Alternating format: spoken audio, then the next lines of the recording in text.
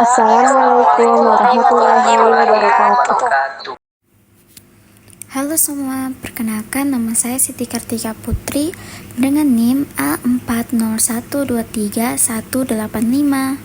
Perkenalkan, nama saya Farha Aulia dengan NIM A40123178. Halo teman-teman, perkenalkan nama saya Dersi Fatira dengan NIM A40123165. Perkenalkan, nama saya Karen Bungundapu dengan NIM A40123182. Perkenalkan, nama saya Nusam dengan NIM A40123197. Perkenalkan, kami dari kelompok 7 akan membawakan materi tentang dimensi pendidikan IPS dan contohnya. Halo teman-teman, di sini saya akan menjelaskan pengertian dari dimensi pendidikan IPS. Dimensi IPS adalah dimensi-dimensi yang ada dalam pembelajaran ilmu pengetahuan sosial.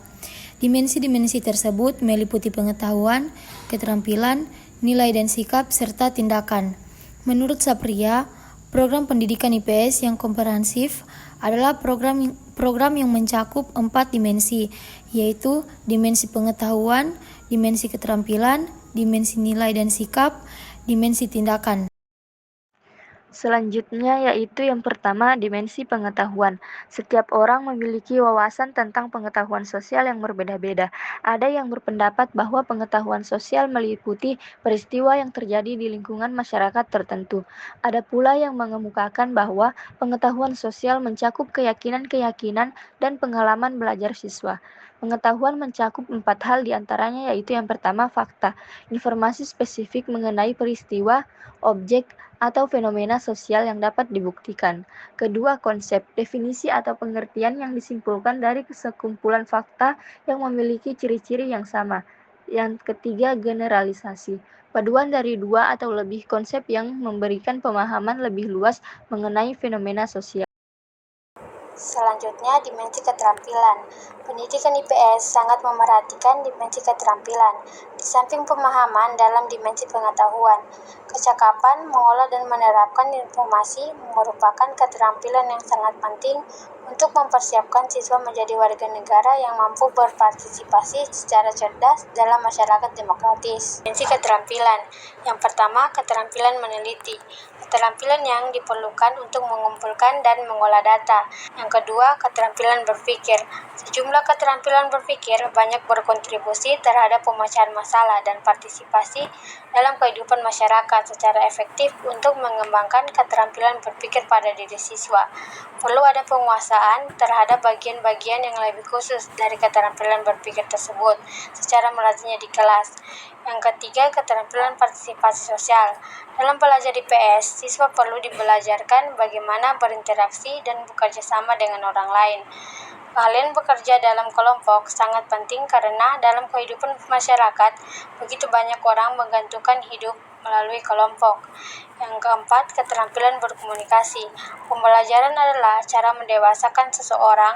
Salah satu ciri-ciri seseorang yang sudah dewasa adalah dapat berkomunikasi dengan orang lain dengan baik. Oleh karena itu, pengembangan keterampilan berkomunikasi merupakan aspek yang penting dari pendekatan pembelajaran IPS, khususnya dalam inquiry sosial. Selanjutnya, dimensi nilai dan sikap. Pada hakikatnya, nilai merupakan sesuatu yang berharga. Nilai yang dimaksud di sini ialah seperangkat keyakinan atau prinsip perilaku yang telah mempribadi dalam diri seseorang atau sekelompok masyarakat tertentu yang terungkap ketika berpikir atau bertindak. Agar ada kejelasan dalam mengkaji nilai di masyarakat, maka nilai dapat dibedakan menjadi 2. Yang pertama, nilai substantif. Nilai substantif adalah keyakinan yang telah dipegang oleh seseorang dan umumnya hasil belajar, bukan sekedar menanamkan atau menyampaikan informasi semata. Setiap orang memiliki keyakinan atau pendapat yang berbeda-beda sesuai dengan keyakinannya tentang sesuatu hal.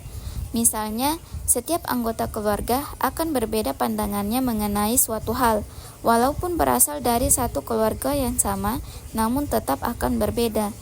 Maka dalam hal ini, suatu nilai dapat tergantung dari latar belakang orang tersebut, pendidikannya, kondisi ekonominya, dan pengaruh lain yang dapat mempengaruhi makna nilai dari satu orang dengan orang yang lainnya. Yang kedua, nilai prosedural. Peran guru dalam memberikan pembelajaran di kelas sangatlah penting sesuai dengan langkah-langkah pembelajaran di kelas.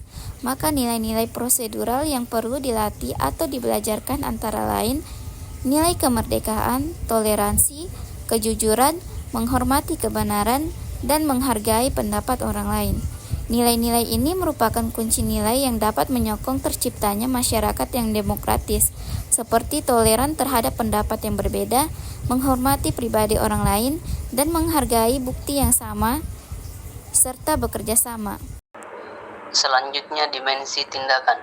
Tindakan sosial adalah dimensi PIPS yang penting karena tindakan dapat memungkinkan siswa menjadi peserta didik yang aktif.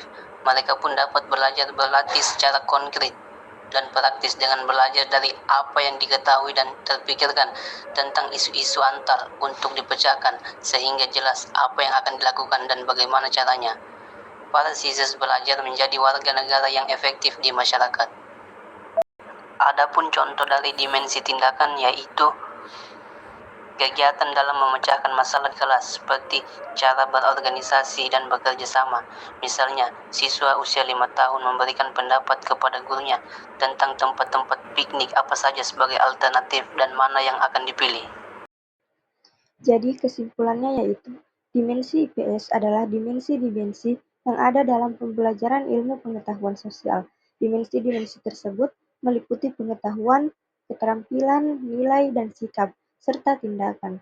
Secara konseptual, pengetahuan hendaknya mencakup yang pertama fakta, konsep, dan generalisasi.